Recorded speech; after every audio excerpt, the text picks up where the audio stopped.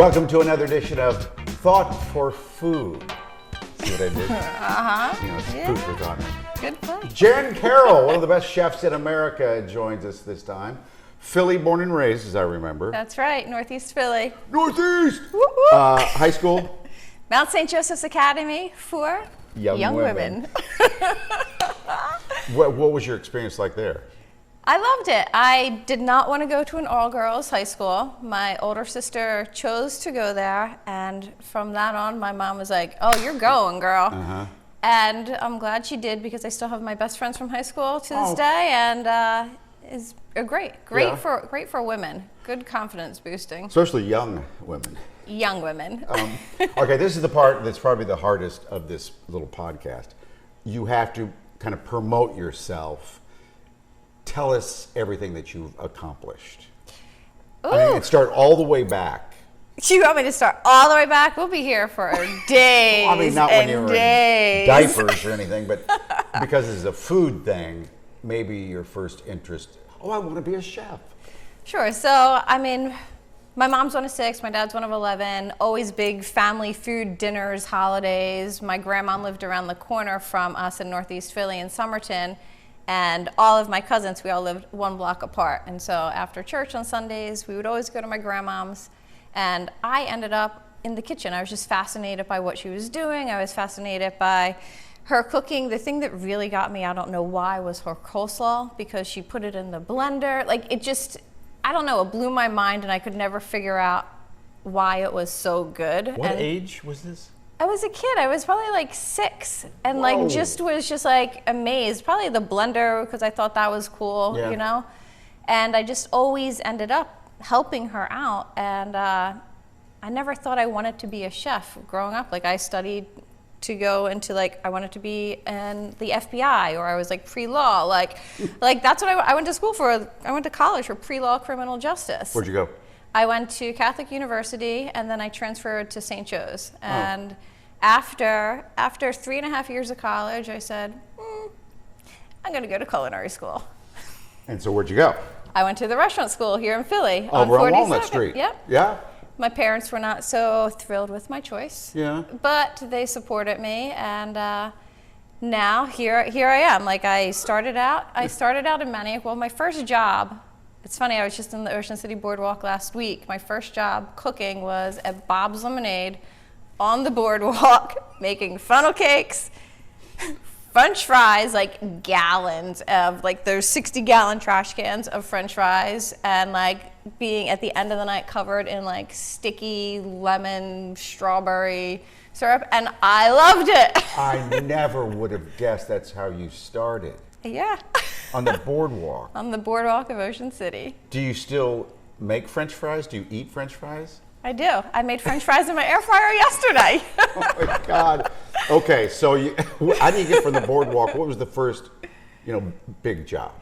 My first big job, I guess, was becoming a sous chef for Derek Davis in Manioc. I worked in Manioc for years, and I started out there, just out of culinary school. I worked at Sonoma, Arroyo Grill, Kansas City Prime. I worked at all of his places. Up and down Main Up Street. and down. Oh yeah, he had me working at all of them. I had like 4 jobs. What does that mean, sous chef? What does that person do? So you're a manager. You come in and you do the orders. You either like open up the kitchen or you close out the kitchen. You make sure that the team and the product are being executed like properly. The team is all there. If somebody calls out, you take over their station. You help everybody. Yeah. And you make sure everybody is ready to go for service. If they're going down and their station's really busy, you jump in and like work together. Sounds like the perfect way to learn the restaurant business. Yeah. Okay. What's sous mean in French? I don't even know. I'm like, I don't know. Can you Google that, Mike? S-O-U-S? Yeah, S-O-U-S. Sous. Sous. Maybe it means helper or something. See, this is a learning experience. Right. I'm like, great. I'm like, after 20-something years, I don't know what sous means. So that would either make you want to continue in the restaurant business or it makes you want to get out. Yeah, and I was the first female sous chef in his company, and for me, I was always surrounded by men, and that never really bothered me. It kind of pushed me to work harder because I had to get noticed, and it made me want to be better than everybody else. And so with like that, I decided, like, I worked for Patrick Fury. I left Derrick. Oh. I worked for Patrick Fury when he opened up Avenue B. I wanted to work for a really great chef, and I knew he was coming from Le Cirque, and I knew I could learn a lot from him. And so he kind of opened my eyes to cooking in a whole nother way of like having respect for ingredients and seeing things just like hugely organized and broken down in certain ways. And so with that, like when he left Avenue B, I moved out to San Francisco. Took a job out there with like Asian fusion, learned a whole different cuisine, and fell in love with it, but I missed the East Coast. I missed the East Coast. That's interesting, because I worked in San Francisco. That's a hard city to leave. Yeah, it's gorgeous, right? Every time you turn your head is another postcard. Right? Oh my gosh, I said the same thing. You go up every hill and like you look and you're just like, wow. Right? But By the way, Sue means subordinate. Subordinate. Or a low value coin. Oh, maybe that's why I just blocked it out. I don't want to know what that meant. Okay, so you were second in command from the top, the chef. From right? the chef, yeah. Yeah. All right, you subordinate. Sue sounds so much better than subordinate low-lying coin. Where's that damn Jan, that subordinate? She's not here yet. Being female, you said that drove you a little bit. Oh, yeah. When you walked in, oh, this is the chef, did people, oh, well. Why were men considered better chefs? I don't know. I've never understood that. that. It's still the case these days. And it's just that automatic discrimination that you feel as soon as you walk in. When I went out to San Francisco, people wouldn't even see me. People wouldn't even take my resume. And I was like... In a progressive town like that. And this is 2001. Hello. 2001. And they would not, they were just like, no. And they also discriminated against me from being from Philly, too. Because they were like, they're like, no, there's no good restaurants there. You're not going to know how to cook. Wow. So like I was getting it from both ends. And it was really tough for me to get a job when I first moved out there. But I'm glad I did. I did love the town, like you were saying, but I like the East Coast attitude. I like brutal honesty. I like sarcasm. It's like the way you are. Yeah. Yeah.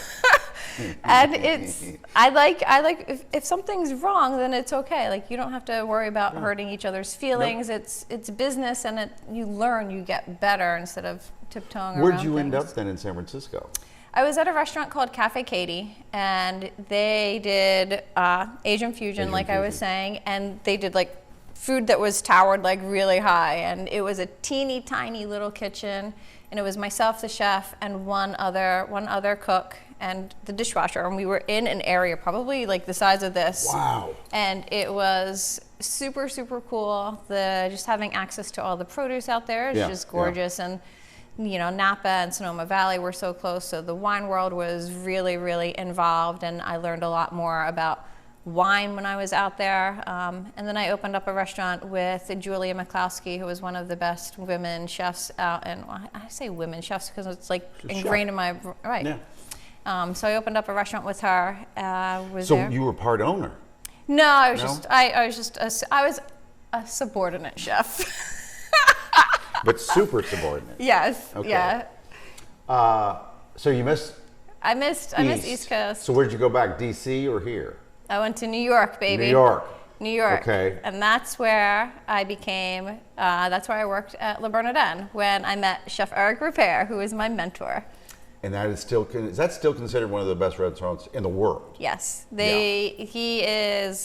He's 3 Michelin stars, 4 stars New York Times after multiple reviews. When I was the saucier there, it was a grand slam year for Le Bernardin. 3 Michelin was the first year it came out. Yeah. That's the highest restaurant award that you can get.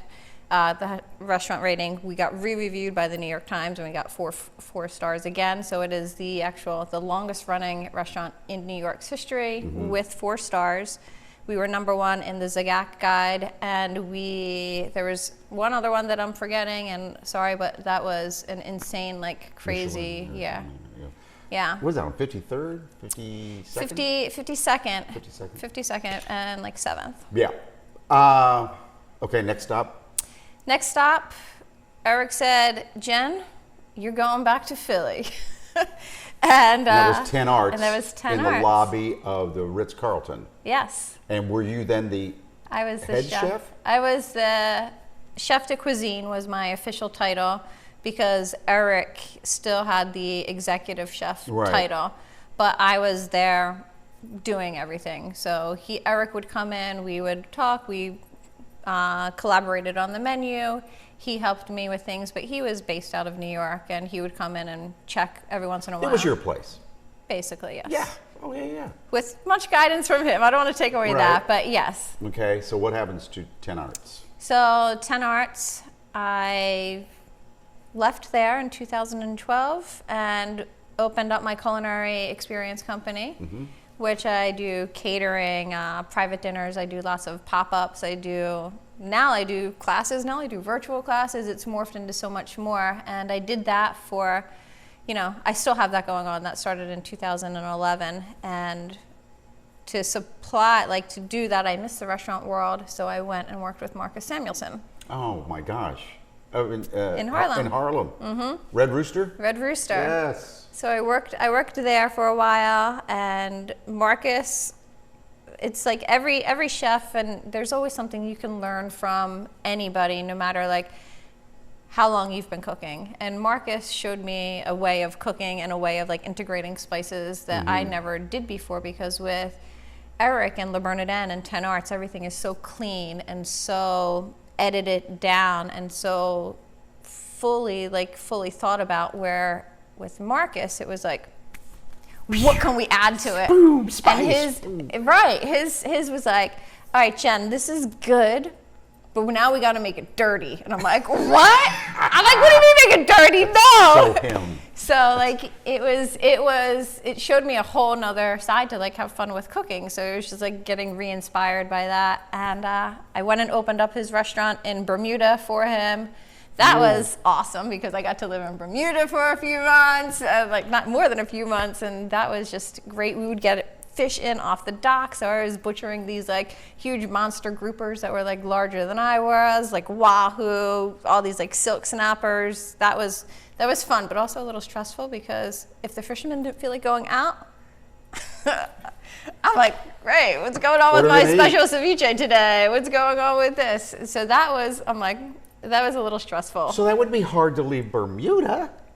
Yeah. But I miss the East Coast. Not again. It's really close. It's too close to the East Coast. No, I was happy there. I loved it there. It was. I have to get back there. Yeah. And it's so close to Philly. It's so close. Like an hour and 20 minutes exactly. if you got the direct flight. Yeah. People forget about that. Okay, so then next. Oh gosh, all right, where are we? Red Rooster, and then I moved to DC, and I opened up Requin, which was like my modern French restaurant, and had that for a few years. Lived in DC for 5 years. Still doing my Carroll Couture Cuisine, like culinary experience, traveling, demos, classes, and all that stuff. Requin, we opened that up in Merrifield, Virginia, and then we did one along the wharf in DC, and in Tyson's Mall in the eatery. So we did all of that. And now I'm back in Philly with Spice Finch. Spice Finch is 17th and Chancellor inside what I call the Warwick. Is it still the Warwick? Okay, that place is great. It's awesome. Thank you. And it's doing well. It's doing really well. It's modern Mediterranean. Lots of food to please everybody. If you're vegan, you are gonna have an awesome meal. If you are looking for meat and something heavy and heartier, you're gonna have an awesome meal. Yeah. There's tons of spices, tons of herbs, lots of influences from all over the Mediterranean. Nothing is traditional. Like, we make hummus, but I don't make hummus in this super traditional sense that Mike Solomonov, my good friend, makes it. Yeah. And, I take inspiration from all of these dishes, and I Billy, who is my partner, we came up with the menu for Spice Finch because he was working at a Greek restaurant. I was pulling in like all of my flavors, but a lot of spices from working with Marcus Samuelson, and we were just coming home and starting to eat healthier and like eating a lot more vegetables. We were trying to get our moms to eat this way. Didn't really work out, but Well, you really have. But we like morphed it into Spice Finch. So there's like Northern African, there's Greek, there's like Middle Eastern, there's Italian, there's like everything on the menu at Spice Finch, and we somehow make it work. Well, you've all these experiences with all these different chefs. You've kept it in your head and in your heart, haven't you? Yeah. Yeah, many different chefs, many different styles of restaurants, and I think that's one thing that's really important for young chefs coming up is to work. Even you may love, like I loved working in fine dining. I loved the perfection. I loved the intensity. But then I loved when I went with Marcus, and it was like a party every day. Right. And it was hard, insane work, but it was totally different. And you have to take all of those experiences and line them up in order to be like multifaceted and to really lean on them, especially when you're opening a business, right? So you can see what you truly love more and what you want to gravitate towards. And it helps me in like my dinners that I do. You're exhausting. No, I'm exhausted listening to your life, what all the stuff you've done. You seem like you're 95 years old. You look 25 years old. Thank you. What the hell is going on? You've crammed a lot into a life. Hell yeah, you got to. And you're just getting started. I'm just getting started. I'm still traveling around doing festivals. I know. I like and you're everything. doing virtual classes, cooking classes. demos. There's going to be dinners in here, right where we're sitting. There's a big dinner table that is being custom made right now. Well, what's going to happen there? You can come over and have dinner. I'm going to cook. In a second. I'm going to By the cook. way, I'm going to be cooking there, and then I'm going to be serving and doing very small, intimate dinners here in Philly. So my life sucks. I want to be you. By the way, we're in. Do you mind? yeah, God. We're in where she lives. This is her apartment. Isn't it a cool loft apartment? And that kitchen back there. All right, let's get into this. Let's get into some personal life here. You're so busy. How do you find time for a relationship? You work with them. Okay, so how did it happen? Billy is your partner. Yes. In the restaurant business and in life. Yes. Lovers. So you're both in the restaurant business. Did you ever work in the same place? We never worked in the same place until Spice Finch. And until we start doing stuff in DC with Carroll Couture Cuisine, like our pop-up dinners and our catering and things like that. Okay, so you knew each other in the business. We knew each other in the business. As friends and acquaintances. Right. And so how long did it go, were you just friends and then one night, I feel different. How many years was that? We were friends for probably 3 or 4 years. Do you think he always wanted to be with you from the very beginning? Of course. I believe that. Men do that. Men will wait and pretend like we're just friends for years for a shot. And so what was the line where it went from it was, was go out? We were hanging out at the bar around the corner from Ella where he was working, and we leave stocks on overnight, and so they simmer. What was that? So a chicken stock or a beef stock, it takes 8 hours, a minimum of 8 to 10 hours to cook in order to get that flavor. So you'll let that simmer in the restaurant? In the restaurant overnight on a very, very low flame. Okay. And if the flame's too high, then you come in the next day and you got no stock left because it's evaporated, and you don't want to cause a fire. So we were at the bar across the street with all of our friends, and before we were all about to leave and go home, he goes, "Jen, you want to go check the stock with me?" I've never heard that line. Well, apparently it worked. It worked because I'm like, oh yeah. I'm like, this, like I said, this is like some bullshit What a line this is. Sure, let me go check the stock because I'm sure you didn't do it right after like the 1,000th time you've done it in your career, exactly. right? Sure, let me go with you. And so that night we checked the stock, baby. Did you like kiss over the stock? No. Do you have to taste it with a spoon or something? You taste it, yeah. Oh, that's hot. And the stock was okay. The stock was good. Not too hot, but hot enough. Okay, let's get back to business. So you and Billy are still together. So we're still together, yep. Okay. And working at Spice Finch together. Yes. Is that a good or bad idea to work with somebody that you live with? It's hard. It's difficult. You have to set up boundaries.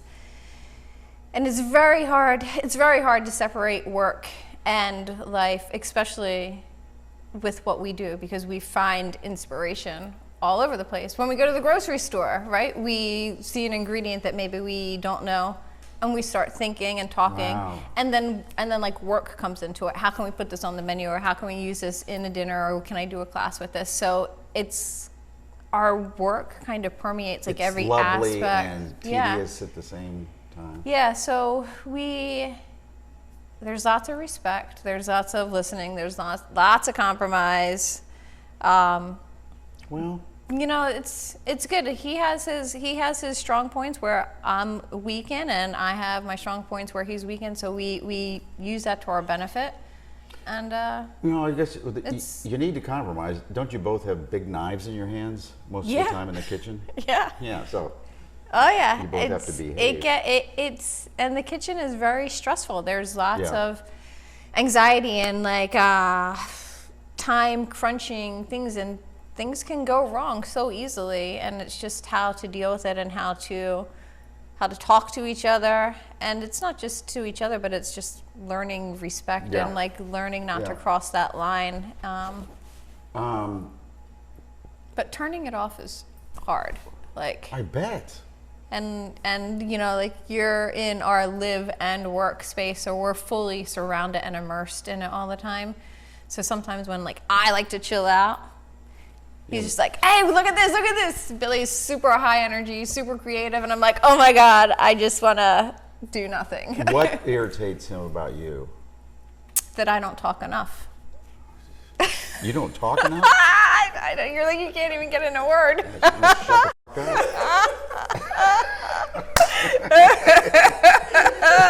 You can't get a Really? word. You don't talk enough? I just. Well, he's a talker. He's a talker. When we create very differently, and we go about coming up with dishes and ideas in a completely opposite way. Huh. So I like to create, I like to research, I like to really go deep into like thought, and I get very quiet and into my own world, where he is like brainstorm, like dump like this, and needs that like back and forth, and Yeah. sometimes I can't give that to him. So that annoys him. Well. If you were both the same, it'd be like a tornado in here. Yeah. How important is it to be a TV chef?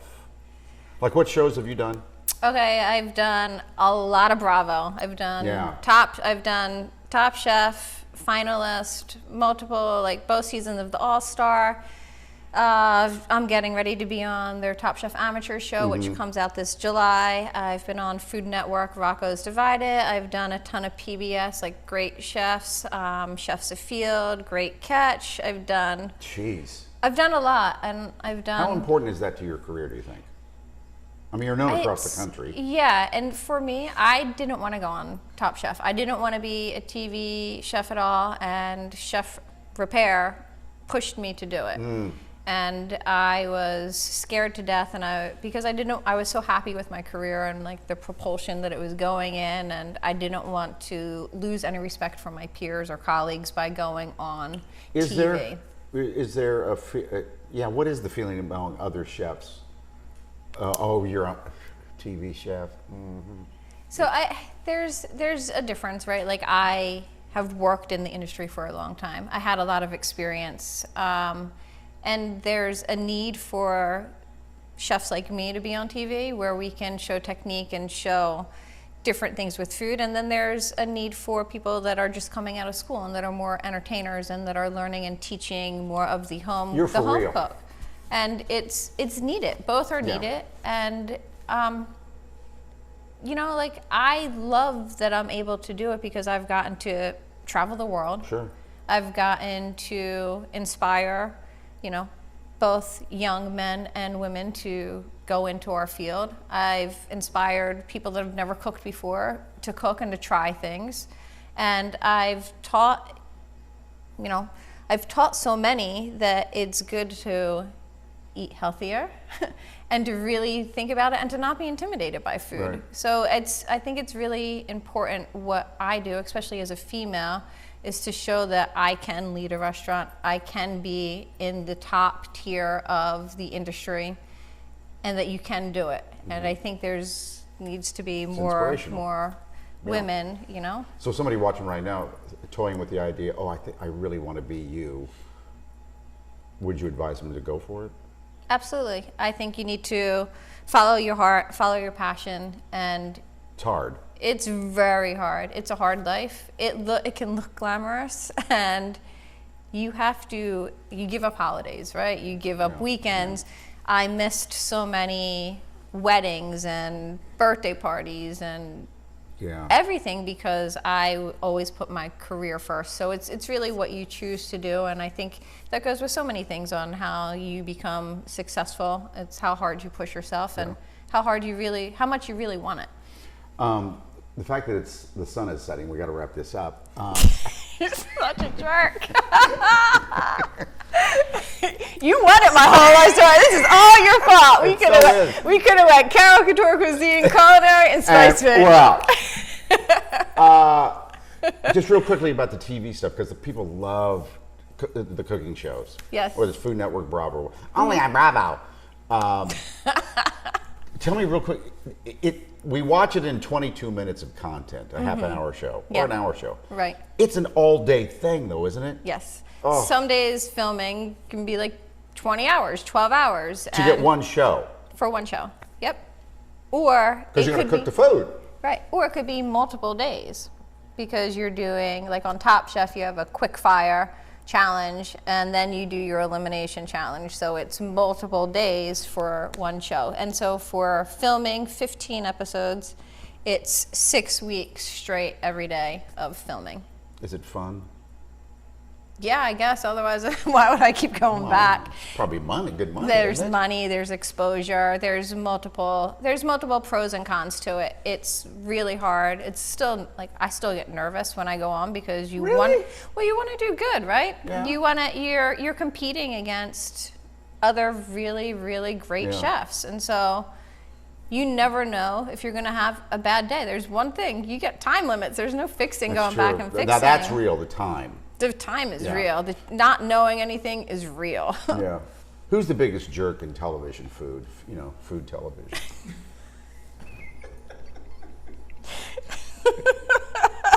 Is it you now?